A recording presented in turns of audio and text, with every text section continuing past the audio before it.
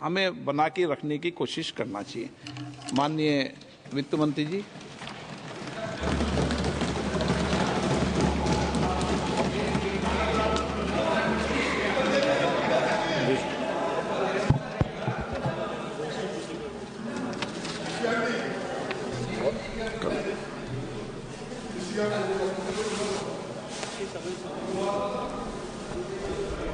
Sir, thank you very much, sir.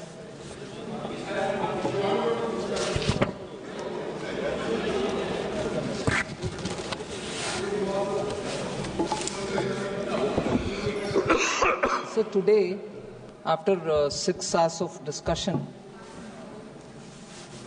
we are dealing with 4 bills which were presented by me with your permission.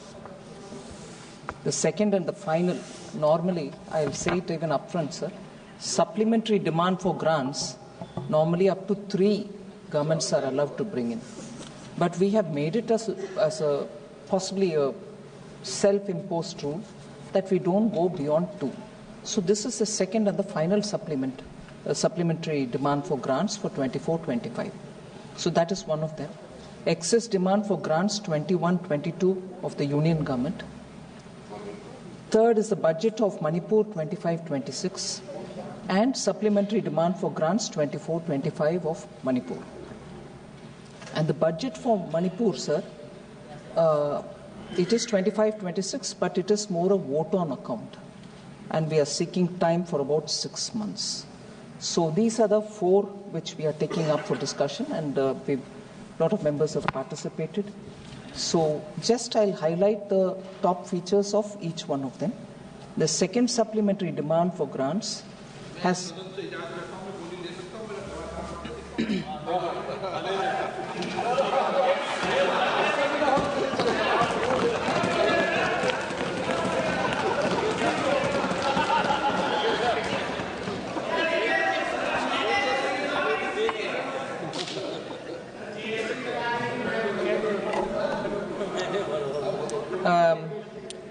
so the second supplementary demand for grants has 52 demands and 3 appropriations, sir, and the 3 appropriations pertain to Supreme Court of India, repayment of debt, and also for Department of Space. I'm not getting into the detail, although I felt it might be useful for me to talk about what the technical supplementary is about and token supplementary is about, and also the cash supplementary. I'm not getting into the details because many members are fairly seized of these details. So the final supplementary, the second and the final supplementary demand for grants is being sought, the authorization is being sought for gross additional expenditure of about 6.79 lakh crores.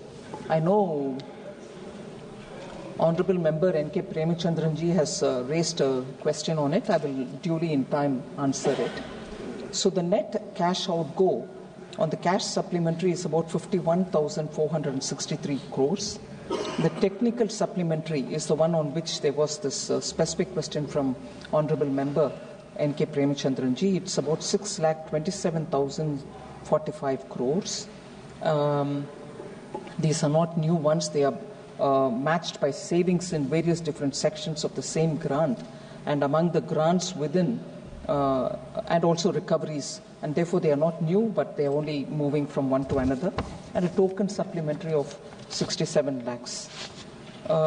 So, there is also a recoupment of contingency fund advance, which is of 19,765 crores.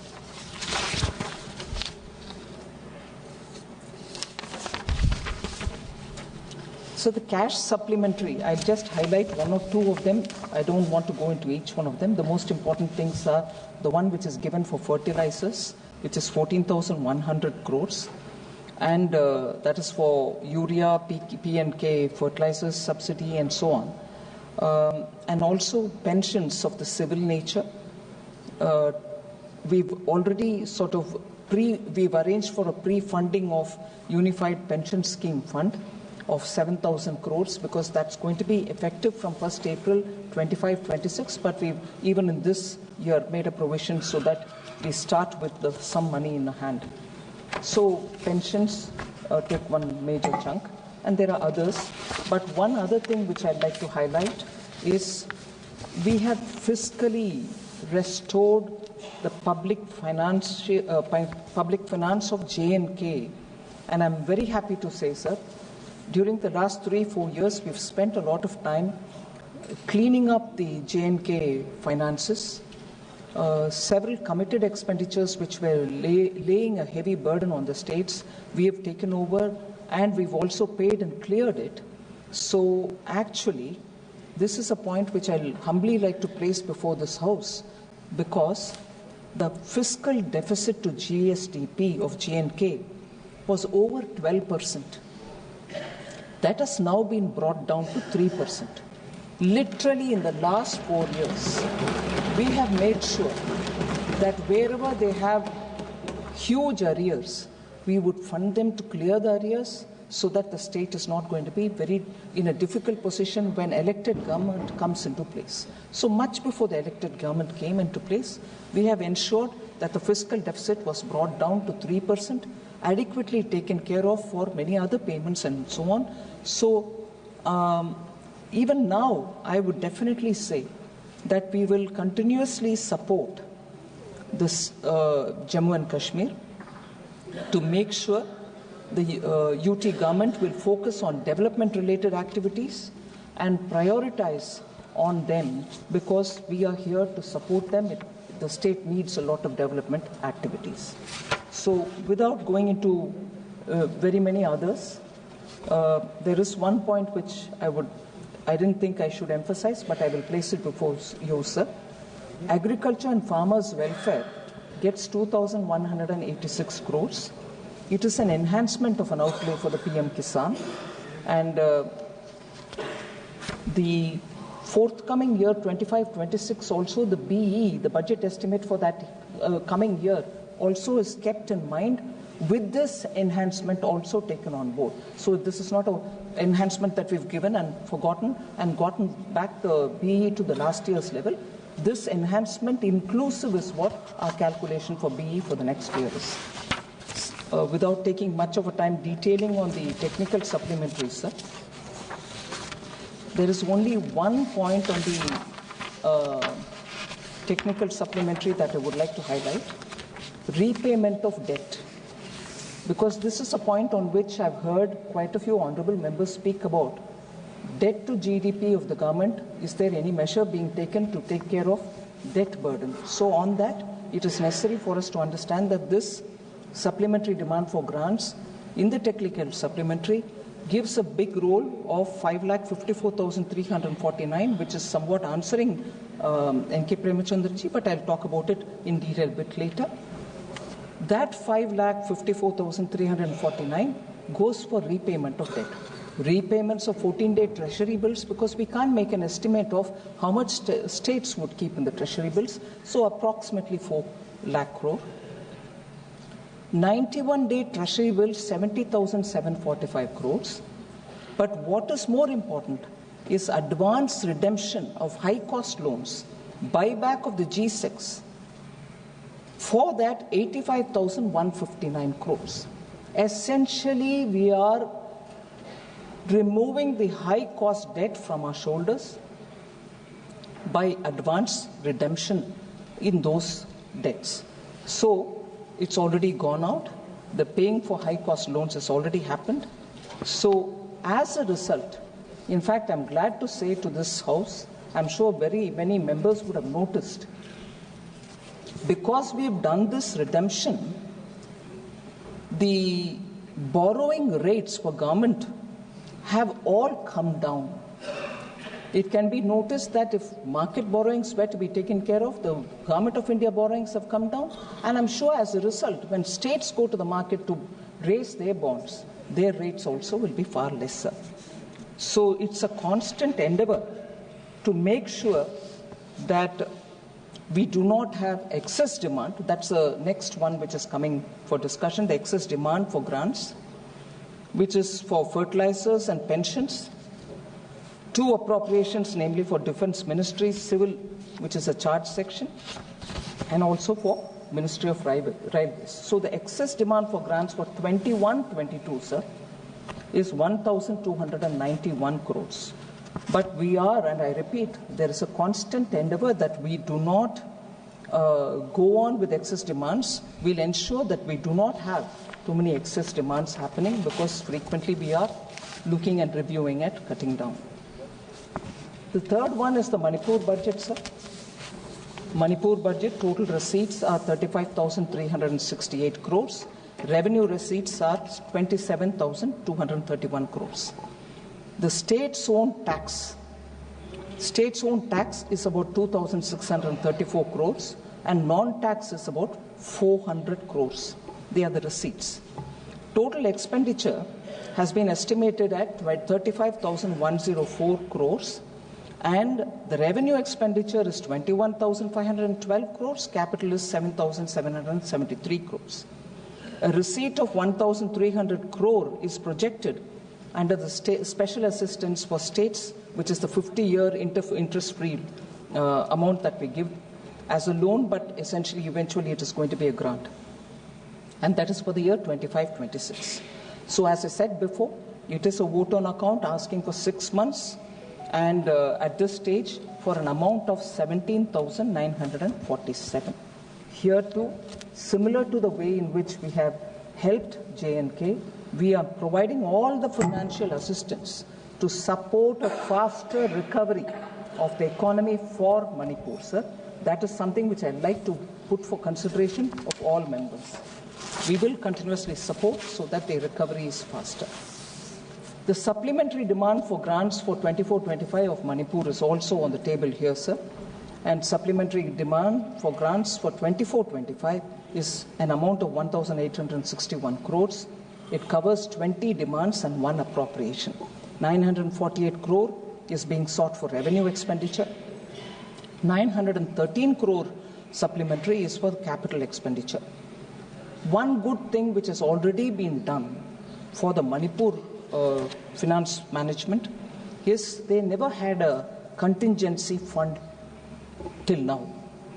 Now, when we are coming up with this vote on account and a supplementary demand for 24-25, 500 crore corpus is being given so that they will have a contingency fund from now kept every year. If necessary, more can be added to it. But that system which did not exist before, we have now got in.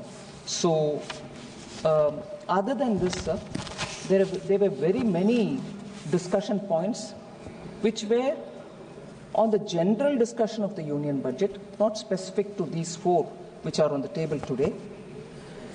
So, beyond this, on the supplementary demand or the vote on account for Manipur, on the content of the budget itself, there's not much more I need to add, but I'll go to the specific issues which some honorable members have raised.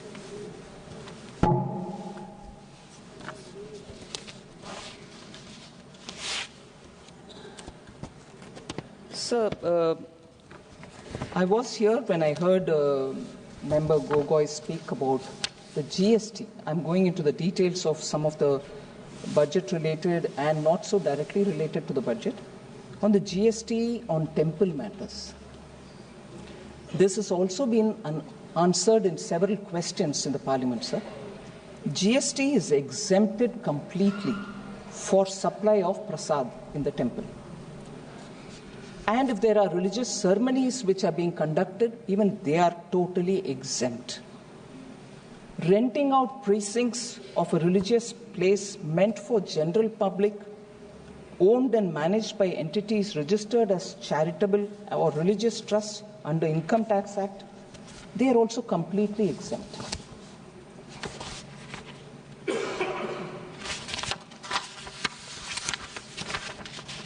Services by any entity registered under the sections 12AA and 12AB of the Income Tax Act by way of charitable activities, be it with the temple or related to temple or otherwise, they are also completely exempt.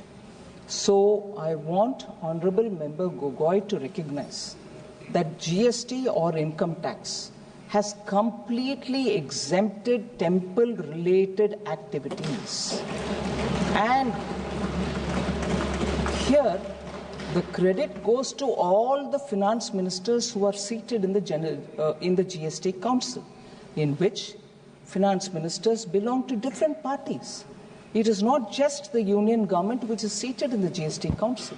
So when we talk on the GST, it is equally a contribution which every finance minister coming from every state of this country is contributing to. And GST, 99.9 times, every decision taken there is unanimous. And therefore, a decision for temple, only BJP supports, all others have opposed. No, that's not the case. It's clearly looking at the category, revenue position, and revenue foregone, and that which is for public cause, the council takes a call. So I would hesitatingly say, when it comes to GST, please, members, remember it's not just the finance minister of the country, not just the BJP finance ministers, everybody is in the GST Council. As much a concern that you have on GST when you talk to me,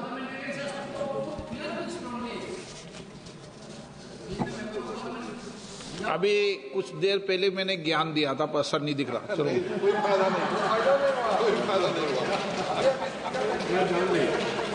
Sir, I'd like to tell you, sir, informed through you, I have no objections for people to raise questions about GST. But when I answer, माननीय मंत्रीगणों से भी अपेक्षा करता हूं कि बैठे-बैठे व्यक्तियों का जवाब नहीं देने लग जाए. So, बार-बार मेरी तरफ क्यों देखते हो? मैं तो कुछ बोलता ही नहीं. सबसे ज्यादा आप ही बोलते हो.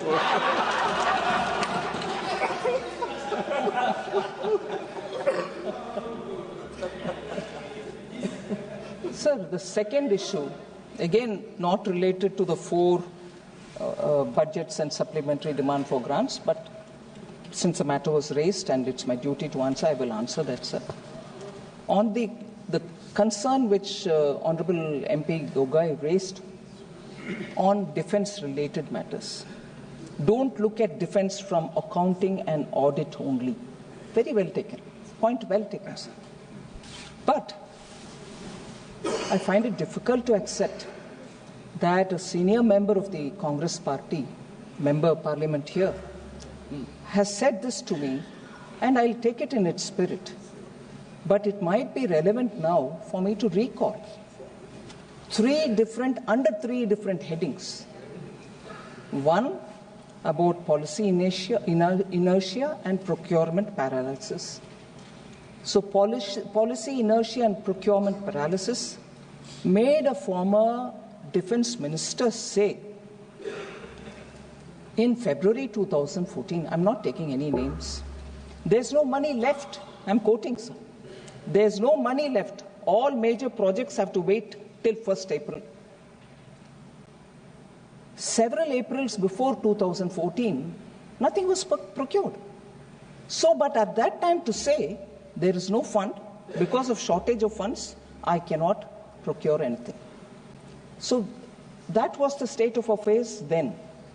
Second, delays for procurement, sir, is the second category I want to highlight. Army had requested 1.86 lakh bulletproof jackets in 2009. The UPA government never delivered, leaving soldiers vulnerable. Second, in 2012, Army chief at that time warned of alarming ammunition shortages and obsolete air defense system. UPA failed to give anything. Sir, second point. Third, I'm answering that. I'll tell you what we have procured so that you can compare and contrast. Third, sir, the Scorpene submarine project of 2005 was delayed extensively with zero deliveries by 2014. 10 years. Navy's operational submarine fleet shrunk from 16 to 13 by 2015. Sir, 2014 again. Ammunition reserves were critically low, and the statement by the armed forces was, It is insufficient for even 10-day intensive war scenario. That's how precarious. That's, sir.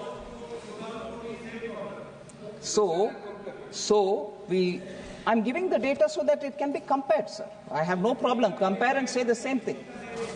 Sir, but you've said, I'm speaking, addressing you, sir, because you've called my name. I'm sure you know, bete, what you want to come. I sought the permission and khade hue. 2014 ammunition, sir, that is over.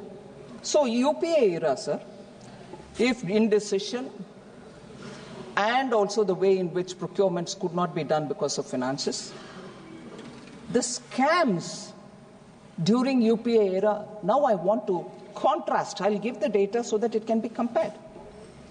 What was the number of scams, sir? Augusta Westland, Tata Trucks, Ordnance Factory Board scandal 2008-2009, Rolls-Royce engine scam. All this was happening and there was a freeze. Nothing could be bought or procured for the government.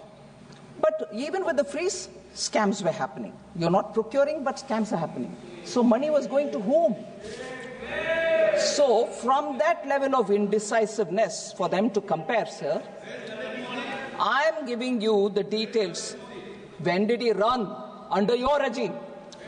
So from such indecisiveness and import dependency under Prime Minister Modi's leadership, we have now got defense products being exported to over 85 countries with over 100 companies actively contributing to this growth. Sir, India's defense exports have achieved milestones, increased 30 times over. What was it in 2013-14? 686 crore rupees. Today, that is 23-24, it has touched 21,083 crores of export. So, when we are talking about defense, we are not looking at it as just audit and accounting. Actual progress is happening under Prime Minister's leadership. Okay, sir?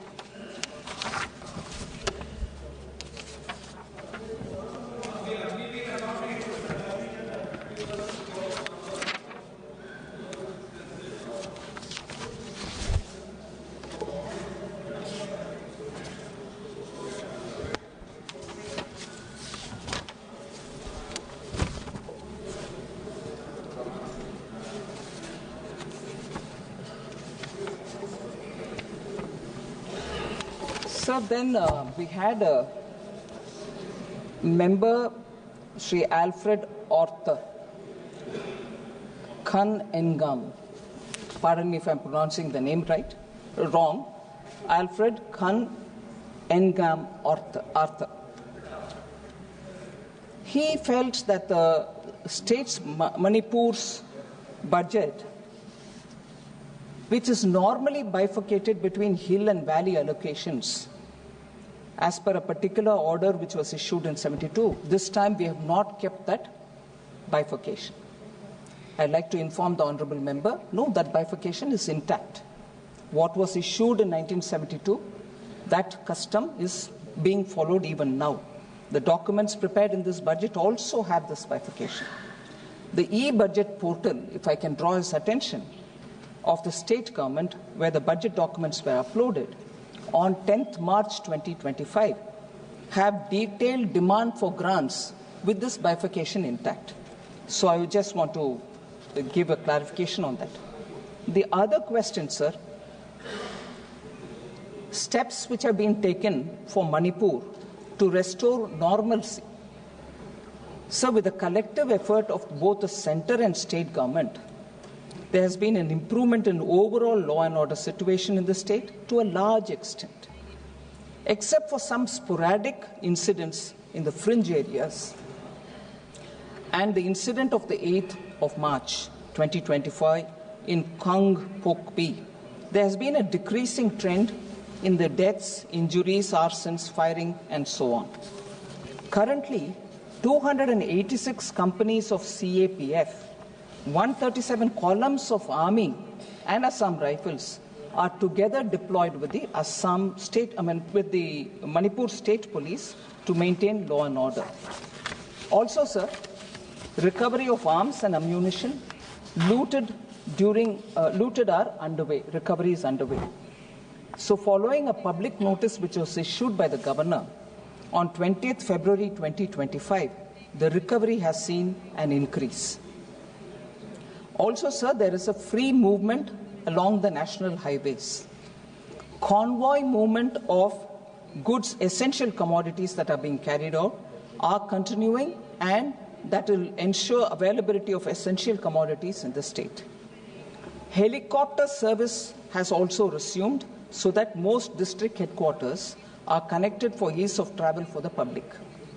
And, sir, displaced persons, because of violence, the displaced persons who are now living in relief camp, about 60,000 persons are currently residing in relief camps, and about 7,000 persons have returned to their homes. 400 crores have been provided under the MHA's special package for relief camp operations and to support those who are affected. And more support will be continuously provided. I did hear one of the members saying, have you given anything for it? So this is the amount which I want to say. And also, under the PM Awas Yojana Gramin, 7,000 houses have been approved very recently to provide housing to those who are displaced. So various other supports have also been given to the relief camps, such as healthcare, including mental health support, skill and livelihood training, and also for education. So the administration is involved in talking with people and helping them to get their priorities served. Priority is also given for release of funds from the center, such as for centrally sponsored schemes. So the major and critical projects that are being monitored and reviewed regularly for timely completion include tying up for required funds, such as for the national highway projects, railway projects, civil secretariat, Churachandpur Medical College, Manipur Water Supply Project, Triple IT at Mayangkang Government Residential Accommodation. For all these priority, on a priority, monies are being released. Sir, I now come to the specific question of Sri N.K. Premchandranji, who said technical supplementary over 6 lakh crores is very huge. I sort of answered it earlier, but I want to go into details. The 5.5 lakh crore pertains to a single appropriation, that is repayment of debts. Within the repayment of debt, 4 lakh crore of technical supplementary has been sought for the states to facilitate the deposit into and withdrawal of 14 days T-bills. The central government is helping the states and providing a platform for short-term investment which can be withdrawn by the states on a need basis. Second, for prudent fiscal management, about 85,000 crore of government securities were bought back, and about 99,000 crore redemption of 91 days T-bills. That is the advance payment of costly, expensive loans.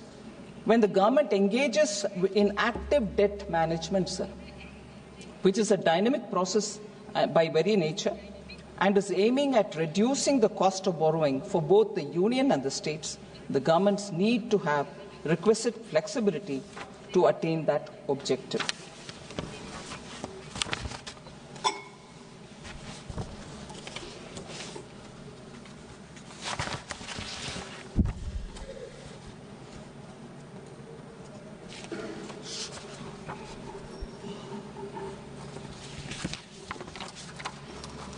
So then there was a member, Arun Nehruji, honorable member, I can see him here also. He's raised questions about several accomplishments of Tamil Nadu, and he's mentioned about debt to GSDP of the state being lower than that of the union government, and women's participation in labor force higher than the national average, also says of the higher enrollment ratio. So let me upfront say, sir, we are very proud of the achievements which Tamil Nadu has made. My birth has happened in that state, my younger days, my student days, my family, everything belongs to Tamil Nadu. We are from there.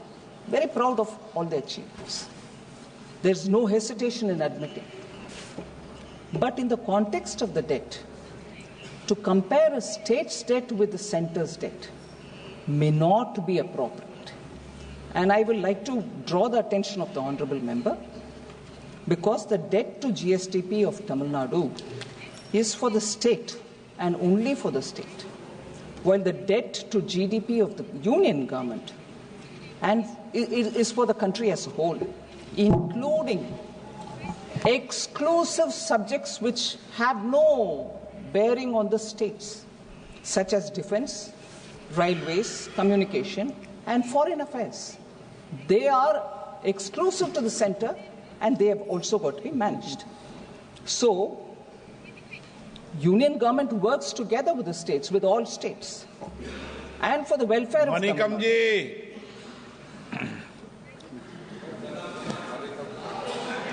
गला नहीं, वो गले में हाथ डाल के बात कर रहे थे.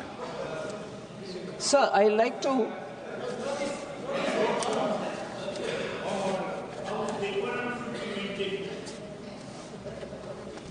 Sir, I want to highlight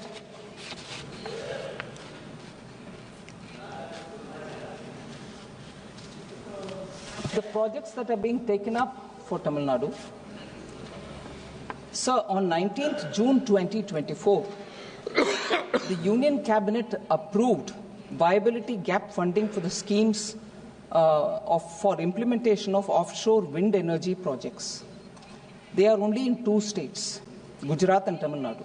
And the total amount put together for both the states is 7,453 crores. Second, Tamil Nadu Defence Industrial Corridor, sir, which has 6 nodes, Chennai, Tiruchirappalli, Coimbatore, Salem, and Hosur, was inaugurated even in 2019. Several defence PSU, I'm not talking about private separately, but private also put together, if we were to get some figure, 3,123 crore, even during the inauguration of the corridor, was invested.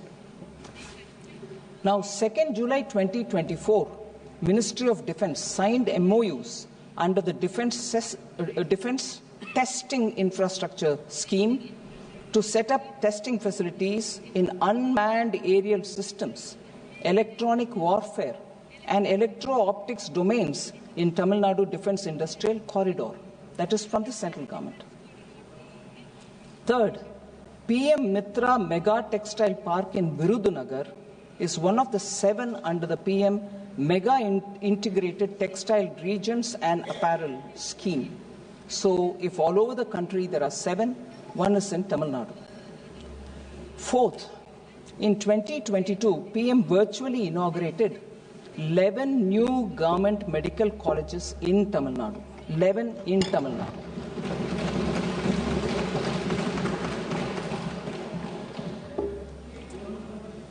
The new colleges.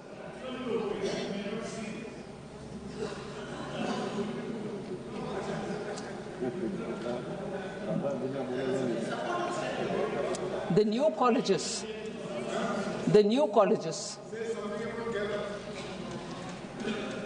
colleges are in Ariyalur, Dindukkal, Kallakurichi, Krishnagiri, Nagapatnam, Namakkal, and Ramanathapuram, and in the Nilgiris, Tirupur, Tiruvallur, and Virudunagar, and all of them put together will have an intake of 1,450 MBBS students annually, every year.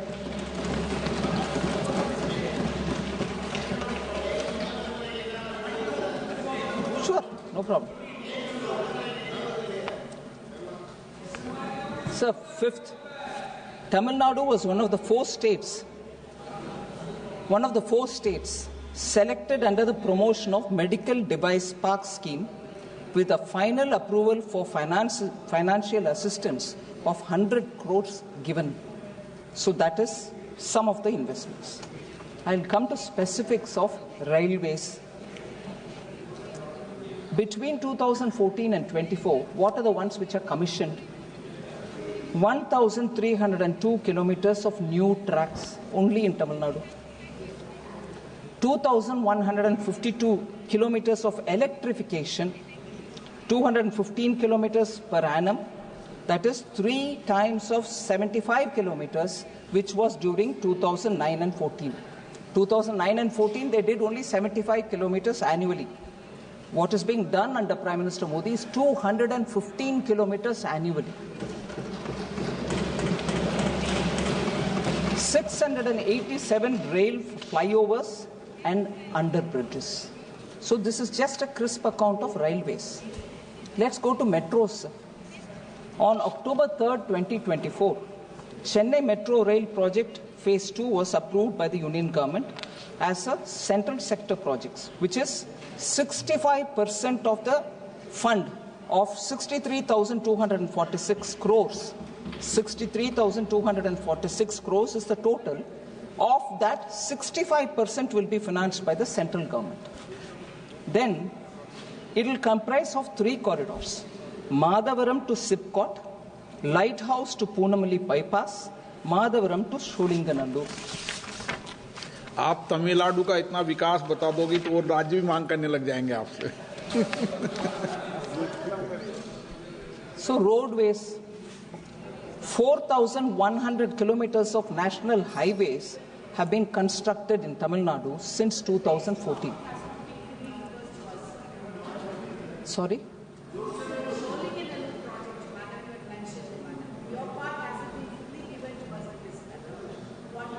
Sure, it won't be denied. It will be given. Roadways, sir. 4,100 kilometers of national highways constructed in Tamil Nadu since 2014. Greenfield corridors being built under the Bharatmala project, sir. Bengaluru-Chennai Expressway, Chennai-Salem corridor, Chittoor-Thachur corridor, Bangalore Ring Road, which also has an impact, Bengaluru-Kadapa-Vijayawada corridor. So, development of 2,414 kilometers of national highway corridors with a tentative capital cost of 81,131 crore is approved in Tamil Nadu under phase 1 of Bharat Pariyojana. I'll move to airways. Airports operationalized under the Regional Connectivity Scheme, UDAN, Salem 2018. Airports are also planned to be operationalized in Neyveli and Vellore. Coimbatore and Tiruchirappalli airports covered under Krishi Udan scheme to assist farmers in transporting agriculture products. Sure. Prime Minister inaugurated the new integrated terminal building, Phase 1 of Chennai International Airport, developed at the cost of 1,260 crores. So, in addition to the new integrated terminal building, will increase the passenger serving capacity of the airport, which is 23 million, from 23 million passengers per annum to 30 million passengers per annum, sir. And then, in every one of these new terminal which is getting built, the striking reflection of Tamil culture in terms of kolam, in terms of saris, in terms of temples, are all elements of how those airport terminals are being constructed. There are others which I'll just briefly point out, sir.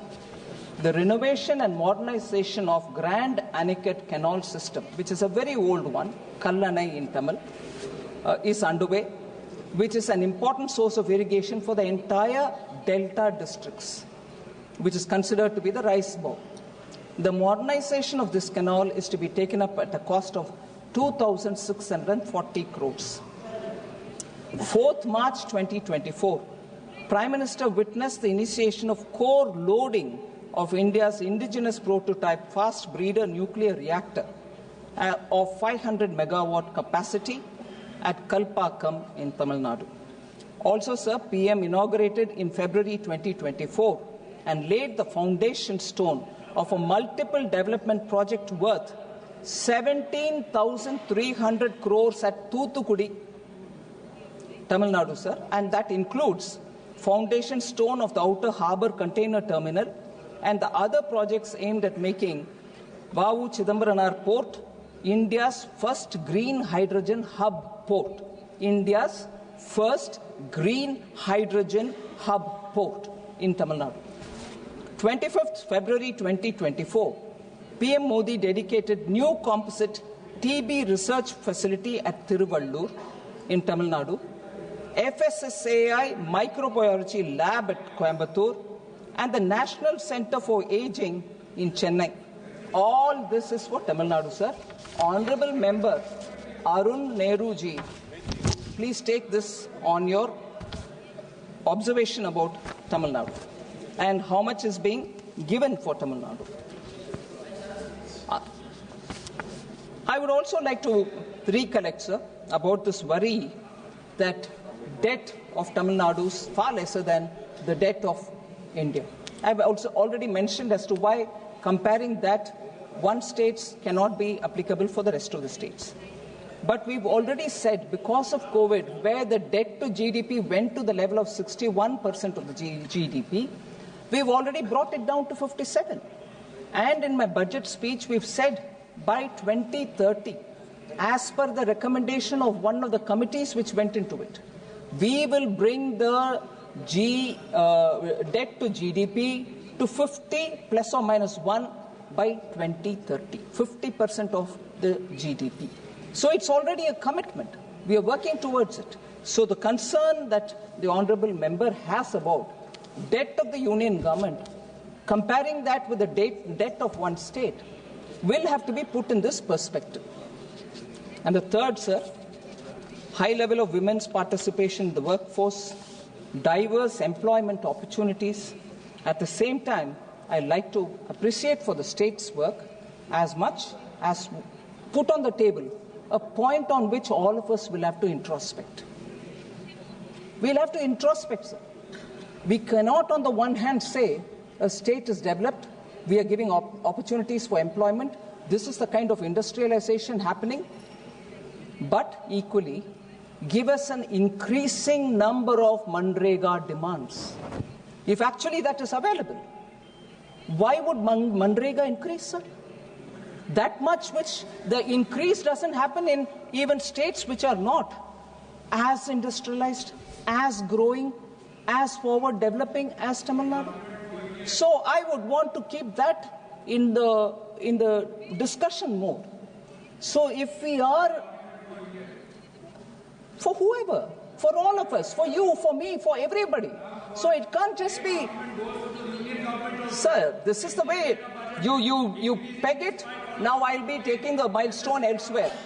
So the kind of well-wishing, the goodwill thinking that we said that we'll hear speeches, we'll ask questions, we'll respect the institutions doesn't apply.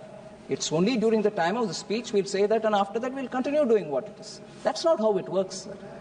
We raised issues, we'll answer questions. When we speak, you please have the strength to listen. You may deny me, you may argue with me, you may question me, but you should have the patience to listen. So, yes, sure, you've told we'll certainly practice. You think we'll ignore your suggestion? We'll not. But I'd like to be seeing that. So what does that indicate, sir? I'm coming one by one, ma'am. I'm coming one by one. So, sir, we need to have a debate and an understanding that it can't be going both ways. The same argument cannot serve two opposite causes. We need to introspect. We want all states to develop. Goodwill and courtesies be extended. Appreciation on the table. I have no hesitation. But we can't contradict ourselves. Sir, Another point which Honourable Member raised about the enrollment, increasing enrollment. Very good. Let it be so. Let it be even better. Good wishes. But, sir, the ASER report, which was brought out in 2024, brought out in January 25, but a report pertaining to 2024. That report assessed the children's proficiency in reading, arithmetic, and digital literacy across India. Unfortunately, sir, Tamil Nadu was one of the weakest performers before and after the pandemic, which I'm not saying this with a sense of, haha, look at it. I feel absolutely disheartened. I don't want to say it, but I need to answer the Honourable Member. So I will quote this. It is not my report. It's a report prepared by an organization called Pratham. It's not me. So what did the report say, sir? Class 3 reading levels. 8.6% of the students cannot even read letters. 18.2% can read letters, but not words. 36.3% can read words, but only of class 1 standard. Okay, sir? Which is, ஒன்னாம் class ஒன்னாவது வகுப்பு படிக்கக்கூடிய மாணவர் class 3ஆம் கிளாஸ்ல இருக்கக்கூடிய மாணவன் class 1 வகுப்புல ஒன்னாவது வகுப்புல இருக்கக்கூடிய லெவல் தான் படிக்கிறாங்க. Only 12% can read at a class 2 level. So class 3% at class 2 level is only reading it. You reach class 3, but you can only read class 1. Now, is educational outcome important or not? Or are we looking at only enrollment? So, Honourable Member who spoke about enrollment being very high should answer also on what is the outcome, sir. So, it should be, cannot be a propaganda, and substance should come into the discussion. So, this is important, sir, and therefore, I'll come to, I can't see the member here, Azad Kirti Jha spoke about how various items on which he felt BJP claimed that by 2022 we'll give houses for everybody. We are definitely giving houses for everybody in every state as well. But my question is, sir, scams, all India level performance, I like to put before you. Sir, teachers recruitment scam is something on which honest job seekers and vulnerable students who were enrolled in schools, we need to have somebody look into that as well. If Azad Kirti Jha is talking about scams, he should look at this teachers recruitment scam as well. Similarly, 10,000 plus crores PDS scams, sir, which affects poorest of poor. On that, I wish Azad Kirti Jha looks at and talks about how scams are predominating in West Bengal. 100 crore midday meal fraud has happened in West Bengal. So Azad Jha, Kirti Azad should look at that. He should raise questions in Bengal about it. So, in CAG, the CAG report, March 2021, financial misappropriation and malpractices worth nearly 2 lakh crores by West Bengal government was detected by the CAG. And therefore, आप अगर जो प्रश्न उठाओगे तो उसका जवाब तो माननीय मंत्री जी देंगे ना. तमिलनाडु वालों ने उठाया तो तमिलनाडु का जवाब दे रहे, गुजरात वाले उठाते गुजरात का जवाब दे, जो उठाएंगे उन्हीं का जवाब देंगे ना मंत्री जी. तो मंत्री जी उन्हीं का जवाब दे रहे हैं जिनका उठाया है. जो राज्य ने उठाया उन्हीं का जवाब दे रही हो आप. तो दीजिए आप जवाब. अब तमिलनाडु वालों ने उठाया, तमिलनाडु वालों का जवाब देंगे. बंगाल वाला, बंगाल का सुनो. about West Bengal, sir. सुनो ना, बंगाल की भी सुनो. About West Bengal, I've said about how इन बंगाल वालों को cut सुनाओ. money is being a problem. West Bengal Chief Minister herself, the Chief Minister of West Bengal herself, asked all the representatives of her party about the cut money that has been taken. Let the cut money be returned. Let the cut money be returned is what the Chief Minister herself said. Can we have the cut money returned? Sir, therefore, what I want to say here, sir, if the honorable member mocks for us for not delivering on a promise, I want to say what we have delivered, and this is our government's achievement. Jandan accounts, sir. 54 crore Jandan banks accounts have been opened. I want Kirti Azad to please recognize this and also recognize the CAG report which tells about scams in West Bengal. PM Awas Yojana, sir, 4 crore houses have been constructed for the poor. Swachh Bharat Abhiyan, 12 crore. SBM, 12 crore. पूरा कर दो जाने वाले हैं. Sir, he has gone away. 12 crore household toilets built. Sir, सच बोलने में खड़ुआ लगता है, मगर उसके लिए आत्मविश्वास चाहिए बैठकर सुनने का. उनके पास नहीं है. मैं एक्चुअली इनवाइट करती हूं डीएमके के मेंबर्स को भी, कांग्रेस को मेंबर्स को भी. एक आध विषय बाकी है मेरे पास, बोलना है उनके बारे में. छोड़ दीजिए. सौभाग्य योजना, 21 crore rural households have been electrified. Jal Jeevan Mission, over 12 crore households provided with tap water connection. PM Ujjwala Yojana, 10.3 crore LPG connections have been provided. Ayushman Bharat, 36 crores have got health insurance cover of 5 lakh. And Bengal, of course, has denied giving Ayushman Bharat to its own people. So, Trinamool नाम में, मगर जो छोटे लोग हैं, छोटे-छोटे ground में लोग हैं, उनका कुछ फायदामंद काम नहीं करते हैं. So, पश्चिम बंगाल में आयुष्मान भारत स्कीम विड्रॉन. जल जीवन मिशन इतना स्लो प्रोग्रेस है सर. पीएम उज्ज्वला योजना applications are lying in wait. Delayed formation of the district Ujjwala committees for LPG connection. High pendency, corruption and misgovernance in PM Awas Yojana. Corruption and nepotism on West Bengal government's Bangla Awas Yojana. Fir refused to participate in the aspirational districts program. Forced delays in critical infrastructure. Only 21% of the land required by the Indian Railways have been procured. Baki procurement nahi hua hai.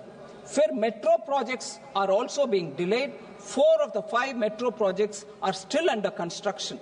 So state government में इतने सारे delays, omissions and commissions एक तरफा और दूसरी तरफा इतने सारे scams. So Kirti Azad should probably look into that rather than talk about I am the Vibhishana, I have been sent out of BJP. Actually, sir, I don't know in what context he said.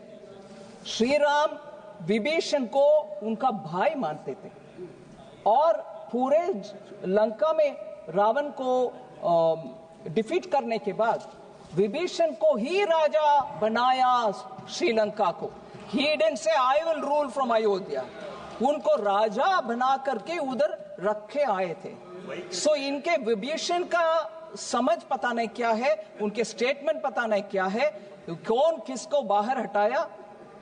Ram तो उनको भाई माने, इसीलिए थोड़ा रामायण ठीक से पढ़ना चाहिए.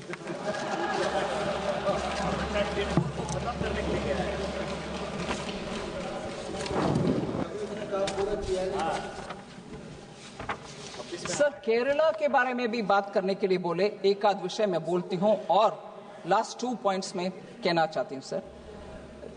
पालक्काड इंडस्ट्रियल नोड का अप्रूवल हुआ है. कन्नूर एयरपोर्ट ऑपरेशनलाइज हुआ है आरसीएस उड़ान के तहत. फिर site clearance for greenfield airport in Kottayam, that's also happened. Metro, India's first water metro was inaugurated by Prime Minister Modi in April 2023. Kochi Metro inaugurated by Prime Minister in 2017. Railways का budget में 3,000 crores Kerala के लिए दिया गया है. 2 Vande Bharat trains have been started. Social infrastructure तो बहुत सारे हैं. मैं उनके लिए अगर वो इधर होते हैं तो बात कर सकते थे. सर, थोड़ा सेंसिटिव है सर विषय. मैं जरूर इसमें पार्लियामेंट के रिकॉर्ड में ये विषय रखना ही चाहती हूं. Honorable member, कितनी देर रखी है आप ही है? Thank you sir. Su Venkatesan ने बताया India is not Hindia, Kashi Tamil Sangam को प्रायोरिटाइज करके बहुत सारे पैसा उसको लिए देते हैं, हमें नहीं देते हैं। और ये भी बोले हम एक एक रुपया जो देते हैं उसमें 29 पैसा ही वापस दिए। जब मैं रिप्लाई दिए फॉर अरुण नेहरू जी, पूरे लिस्ट आउट किया कि तमिलनाडु के लिए क्या स्टेप्स हम ले रहे हैं। वो पैसा सबका गिनती हो रही है कि नहीं हो रही है मुझे मालूम नहीं है। अगर सिर्फ if they want to say for every rupee that they have given you are giving only 29 पैसा, सो तमिलनाडु गवर्नमेंट से मैं पूछना चाहती हूँ और मेंबर्स से पूछना चाहती हूँ, क्या सिर्फ कोयम्बतूर और चेन्नई के ऊपर ही आप खर्च करोगे? क्योंकि रेवेन्यू उधर से ही आता है। पेरम्बलूर, कोविलपट्टी, शिवकाशी, रामनाथपुरम, तिरुवनंतपुरम, इन सबको पैसा कहां से आएगा? क्योंकि नहीं देना चाहिए ना। जहां कलेक्शन हो रही है उसको ही ऊपर खर्च करना है, तो क्योंकि उनका 1 रुपया का 29 ही हम दे रहे हैं पैसा। फिर கோயம்புத்தூர்ல இருக்கிறவங்க கோயம்புத்தூர் மேலேயே खर्च பண்ணுங்கன்னு சொல்லுவாங்க, செலவு பண்ணுங்கன்னு சொல்லுவாங்க. சென்னைக்காரங்க எங்க மேலேயே செலவு பண்ணுன்னு சொல்லுவாங்க. பெரம்பலூர் எங்க போவோம், கோவில்பட்டி எங்க போவோம், அவங்களுக்கு செலவு எங்க இருந்து வரும்? அதனால கேட்கிற கேள்வியில கொஞ்சம் யோசிச்சு கேட்டா பதில் கூட நல்லா சொல்லலாம். அவங்களுக்கு தெரிஞ்சே கேட்கறாங்க இந்த மாதிரி கேள்வி, தப்பு. அது அப்படி கேட்க கூடாது. இன்னொன்னு, ஆனந்த விகடன் கார்ட்டூன் ஏன் நிறுத்தி வச்சிருக்கீங்கன்னு கேட்டார். நான் சொல்ல விரும்புறேன், இன்னைக்கு காலையில தான் கோகோய் பேசும்போது பிரதமரை மதிக்கணும், நம்ம எல்லாரோட மதிப்பும் வச்சு பேசணும். We should respect the Prime Minister, we should respect every institution, and we should talk like that. He said that. But if that cartoon from that magazine shows Prime Minister with his hands under cuff and feet in chain, because they want to say America sent our students like that, so with Trump sitting there and Prime Minister sitting there, they've drawn a cartoon showing Honorable Prime Minister with handcuff, both for his leg and for handcuff. Do you want to support it? I'd like to ask my Honorable Member Gogoi, adukku ungalodaya support irka? அந்த மாதிரி கார்ட்டூனிங் நீங்க அனுமதிப்பீங்களா? அனுமதிப்பீங்கன்னா ஏன் இன்னைக்கு காலையில அப்படி பேசுனீங்க? பிரதமருக்கு மரியாதை கொடுக்கணும், நம்ம எல்லாரும் ஒருத்தருக்கு ஒருத்தர் மரியாதை கொடுக்கணும், ஏன் சொன்னீங்க அப்படி?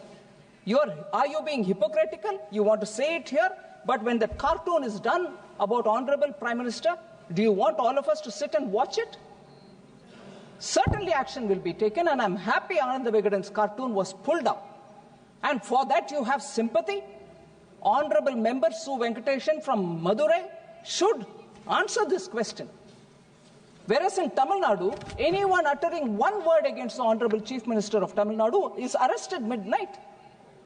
And they want to talk about freedom of expression? I want to ask him. Then, he also said, Manipur is burning, nobody is gone there. I want to remind them, sir, in 1993, when Rajkumar Dorendra Singh of the Congress was the Chief Minister of Manipur, a major flare-up between Kukis and Nagas happened between April and December 1993, resulting in, do you know the numbers, sir? I shake while I read this. 750 deaths and destruction of around 350 villages happened in Manipur. At that time, the Prime Minister was P.V. Narasimha Rao and the Home Minister was Shankar Rao Chavan. They did not even participate in the parliamentary debates. So where was Gogoi that time? Where was the Congress party that time? Did they ask them to come and speak? Did they ask them to go to Manipur? No. Similarly, sir, when a motion for president rule was moved in Rajya Sabha for Manipur in February 1994, it was the Minister of State for Home, PM Saeed, who responded, not the Prime Minister, not the Home Minister. And even at the peak of the violence in August 1993, it was the Minister of State for Home Affairs, Rajesh Pilot, who addressed the Parliament. Written records of the Rajya Sabha show that while demanding president rule in the violence-ridden state, Honorable Member Sushma Swaraj of the BJP did not press for the Prime Minister's reply or presence.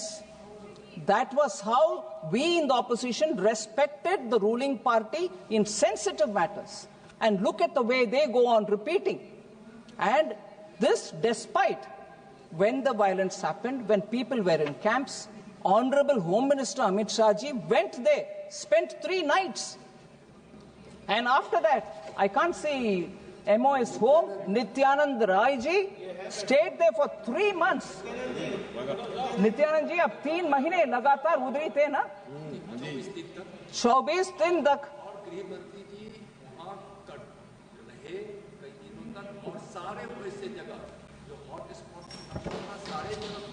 खुद गए थे और हर camp में गए और लोगों से बात की, मगर आपके समय पर आप डिस्कशन पार्लियामेंट में भागीदारी भी नहीं दिखाया और आपके मंत्रीगण नहीं गए और जवाब देने में भी आपको संकोच था. And did the Prime Minister then, who served as Prime Minister between 1991 and 1996, ever visit Manipur? In 1993, the violence happened. 750 people died. Did the Prime Minister, the Congress Prime Minister, did he visit then? Would they first apologize for that? The fault lines of misgovernance, sir, of last 50, 60 years should be kept in mind. There are further clashes. 1997, 98, which claimed nearly 350 lives during the tenure of Prime Minister I.K. Gujral. Did he visit Manipur to console the people or extend anything of an apology? No. The Chief Minister of Manipur, Congress leader Ibobi Singh, admitted that Manipur witnessed 628 bunds during his period. Blockades during the last 15 years, from 1995 till June 2010, under Congress in center and Congress in state, causing huge loss to the tune of 2,828 crore in the state. So the possible worst blockade in Manipur happened in 2011, lasting over 120 days, causing severe shortages of essential commodities. Petrol prices were beyond 200 per litre. LPG costed 2,000 rupees per cylinder, and this was during their time, both in Manipur and in the central government. So with this kind of a neglect, I hope Congress party doesn't speak about Manipur as to who's witnessing, who's going, who's not. So with that, I would want to come to another point which Honorable Member Rani Sri Kumar spoke about. She spoke about education, she spoke about Tamil. She also said, we have taught civilization. I'm translating roughly what she said. We have taught civilization for over 4,000 years. We don't want you to teach us. She also spoke about how Manipur is suffering. She also spoke about Tamil's civilization. She also spoke about Nirbhaya funds. She also spoke about Dravidian model of governance that has put women at the forefront by giving free bus passes. I want to highlight, sir, 4000 வருஷம் நாகரிகம் பண்பாடு கலாச்சாரம் எங்களோடது, எங்களுக்கு யாரும் நீங்க சொல்லி கொடுக்க வேண்டாம் அப்படிங்கற அந்த அர்த்தத்துல பேசினாங்க. 4000 ஆண்டு நாகரிகம் இருக்கக்கூடிய அதே தமிழ்நாட்டில் இவங்களை சேர்ந்தவங்க மார்ச் 1989ல சட்டசபையில் இந்த ஸ்டேட் அசெம்பிளி இன் மார்ச் 1989 நாகரிகம் பெண் உரிமை ஃப்ரீ பஸ் பாஸ் கொடுத்துட்டோம் அப்படின்னு சொன்னவங்க ஜெயலலிதா அம்மையார் அவர்களுடைய புடவையை பிடிச்சு இழுத்தவங்க இவங்க. I wish they were here. They would have shouted at me saying, how dare you talk about it? It is a truth. So 4,000 years of civilization about which I am proud. All of us are proud about it. But the honorable member tells us, you don't give me any lectures on that. We are the ones who taught the world what civilization values are. Is this event in March 1989, a lady member of the House whose sari was pulled by one of their members I'm not naming anybody. Was that Nagarigam? Was that Panbade? Was that Kalacharam? So she doesn't want us to teach. Honorable member doesn't want us to teach her Kalacharam, but that's the Kalacharam of the Dravidian model. Free bus pass கொடுத்தா மாத்திரம் போராது. பெண்களை அவமதிக்காம இருக்கிறது முக்கியம். அது நீங்க பண்ணல. அதே மாதிரி this is ஒரு பொண். ரெண்டாவது பொண் Chennai Anna University. Horrible rape happened in the campus in December 23. What response has the state government given till today? அவளும் ஒரு பெண் தான். அதுவும் நாகரிகத்துக்கு எதிர்மறையா இருக்கக்கூடிய விஷயம். அதுல நீங்க என்ன யாருக்கு உபதேசம் பண்ணாதீங்கன்னு சொல்றீங்க? மூணாவது அதுவும் ஒரு பெண் 9 வயசு குழந்தை. அவங்கள பாலியல் வன்முறைக்கு sexual assault on a 9-year-old school child in Trichy. What action has been taken? Honorable members telling us don't preach us on Kalachara. Panbad. Is that the Dravidian model? Fourth woman, sir. 22-year-old woman was gang raped near a home in Tanjavur last year. So under the Dravidian model DMK government, these are the cases of women who are all suffering. A woman who was in the assembly whose sari was pulled, and rape cases.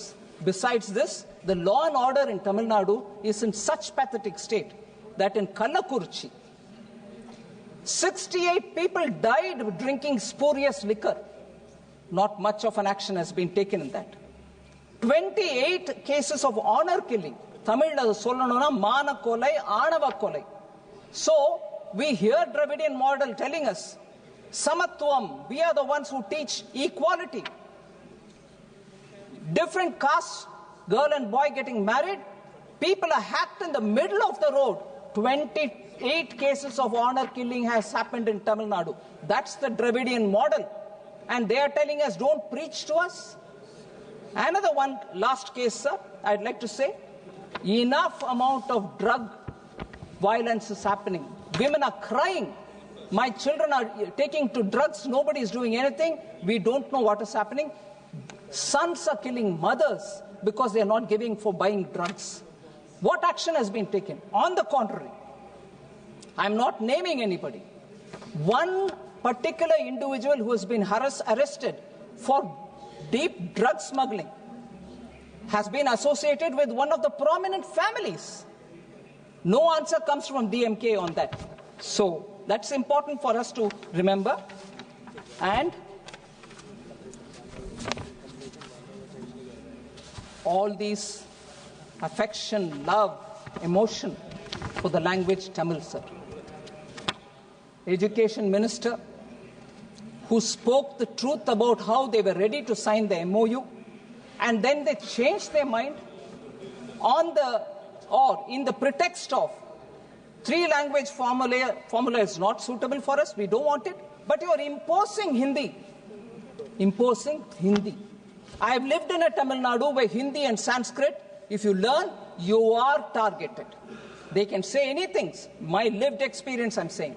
But more important, sir, they wanted Honorable Minister Dharmendra Pradhan to apologize because he probably said the way in which, but never mind, they said, you're not only telling us, but you're telling the entire Tamil public, which he did not. But they made him say, I'll take back my word. But I want to ask in all humility, there is an eminent leader who spoke about Tamil. I do not want to name him, but the moment I read the passages, anyone with a small, faint familiarity with Tamil will know who I'm speaking about. So, when this person speaks about Tamil, and much horribly, there's no objection. On the contrary, they would keep his photo. They will also say he is our Dravidian icon. I want to read that here, sir. He says, and I quote, and this was published in a magazine called Vidudalai on 27th November 1943. What does he say? and I will give you a brief translation afterwards. He says, Tamil padithal pichai kuda kadakad. That one line is enough, sir, but I will read the passage. What does it mean? If you learn Tamil, even bhiksha, meaning a beggar cannot also survive. You won't get even alms, meaning you won't even get anyone giving you dhan. Tamil padithal pichai kuda kadakad. Tamil padithadu pichai edupadai thavira vera uyir vaazha ondrukkum payanpadavillai என்பதோடு இதற்காக செலவு செய்த காலத்தை வேறு துறையில் செலவிட்டால் வாழ்வில் பயன் ஏற்பட்டிருக்கும் என்பதை 100 ஆண்டுகளுக்கு முன்பே தமிழ் கற்ற ஒரு அனுபவ புலவர் பாடியுள்ளார். He says that.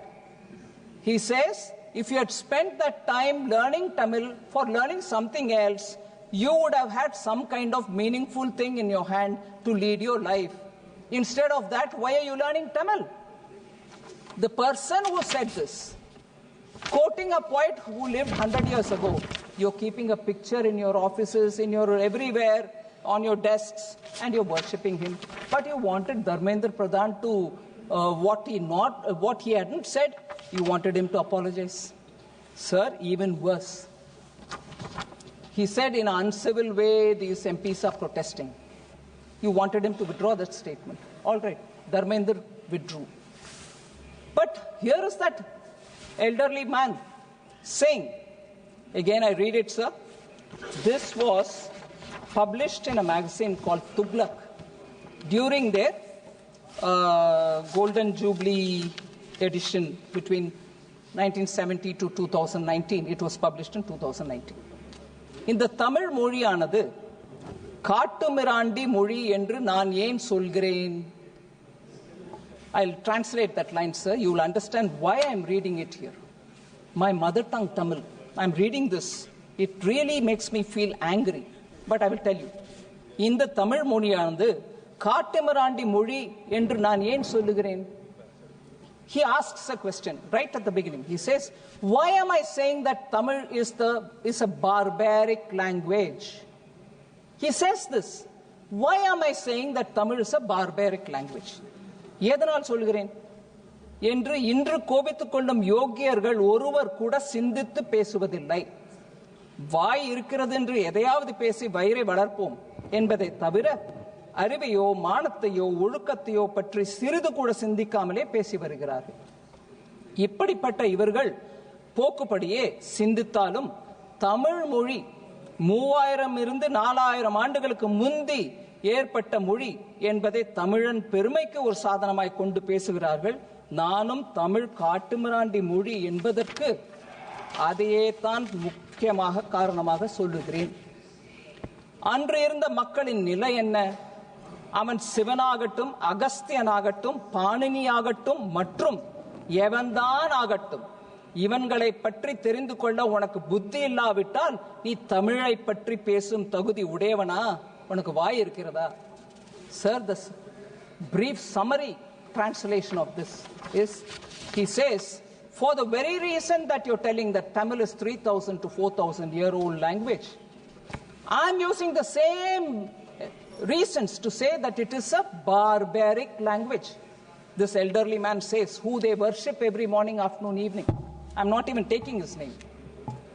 And he says it is a barbaric language for the very reason for which you say 3,000 year old language, we are ancient, we are the oldest. But he says for those very reasons Tamil is a barbaric language. He says, do you know how they lived at that time? Do you know what kind of life these people led? Without even studying about that, you want to say Tamil is a great language, it's an old language, it is an ancient language, this is very, very traditional, and all that. Tamil is a barbaric language, he concludes. Sir, for just saying your protests are uncivil, they made the education minister to withdraw their statement, his statement. When a man repeatedly says Tamil is a barbaric language, Kaatumirandi Bhashai, look at the hypocrisy. They keep his photo in every room. I'm sure even in the parliament office of that party, his photo is there. They garland him and they worship him and they say he is the icon of Dravidian movement. But he said Tamil is Kaatamarandi Bhasha. So, sir, I am saying,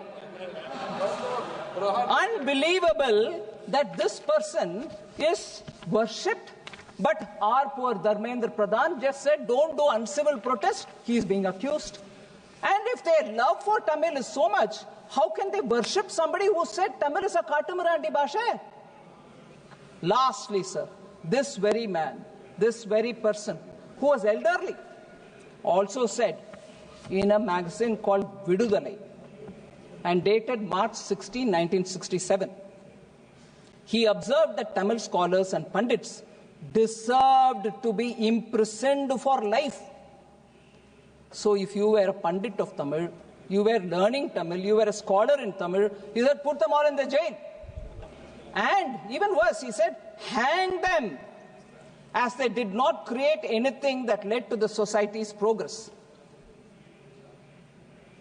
Society's progress.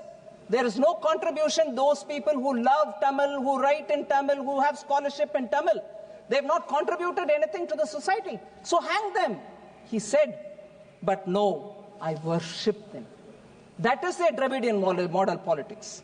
And worse, there was a Tamil conference, World Tamil Conference, which was held, sir.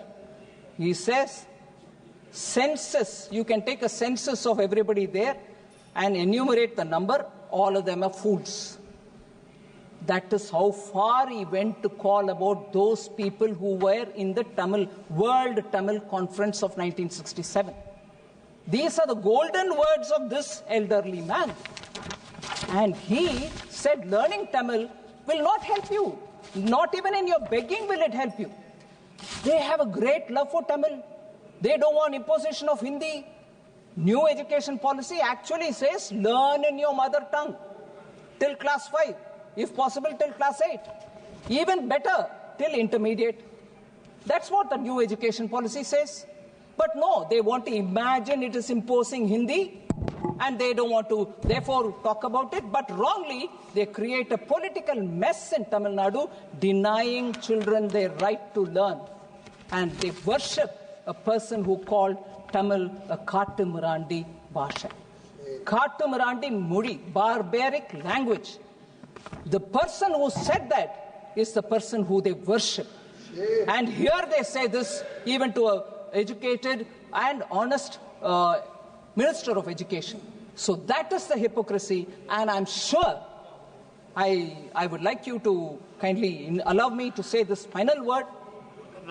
They are sure that I would come to say all this, and they don't have the strength to face this, and therefore they have gone away. இந்த விஷயத்தெல்லாம் எடுத்து நான் சொல்லுவேன், தமிழ்ல ஒரு காட்டுமிராண்டி மொழின்னு சொன்னவரை பத்தி பேசுவேன். அவரை வழிபடுற அதே மக்கள் இன்னைக்கு எங்களுடைய எஜுகேஷன் மினிஸ்டர் மன்னிப்பு கேட்குமாறு கேட்டார்கள். இது எல்லாத்தையும் நான் எடுத்து சொல்லுவேன்ற அந்த பயத்துல தான் இந்த ஹவுஸ்ல உட்காராம அவங்க ஓடி போயிட்டாங்க. ஆனாலும் எனக்கு தெரியும், அதை டிவியில பார்த்துட்டு தான் இருக்காங்க. அவங்க தமிழ்நாடு முழுவதும் இது டிவியில பார்க்கும். இவங்களுடைய ஹிப்போக்ரசியை எடுத்து உரைக்க வேண்டும். நான் தமிழ் மக்களுக்கு சொல்லுகிறேன், மோடி ஐயா மூலமாக வந்திருக்கிற நியூ எஜுகேஷன் பாலிசி ஏழை எளிய மக்கள் அனைவருக்கும் உதவியாக இருக்கக்கூடிய பாலிசி. அதனால் இதற்கு எதிர்ப்பு தெரிவிக்கும் திராவிட முன்னேற்ற கழகத்தை நாம் நின்று அவங்களை கேள்வி கேட்க வேண்டும் என்று பணிவன்புடன் கேட்டுக்கொள்கிறேன். தேங்க்யூ.